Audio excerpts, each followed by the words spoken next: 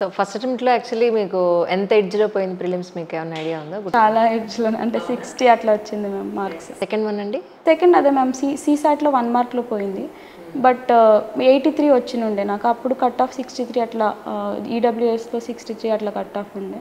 కానీ జీఎస్ మంచిగానే స్కోర్ చాలా ఎడ్జ్ ఉండే.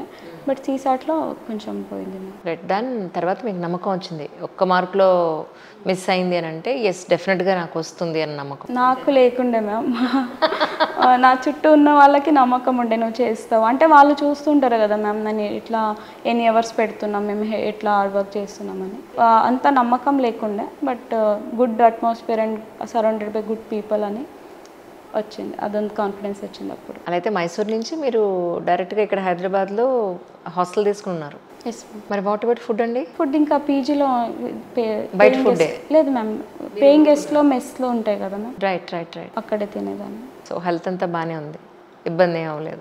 కొంచెం అటు ఇటు అవుతుండే మ్యామ్, పర్లేదు. ఇంకా కొన్ని సాక్రిఫైస్ చేయాలి వస్తుంది కదా మ్యామ్.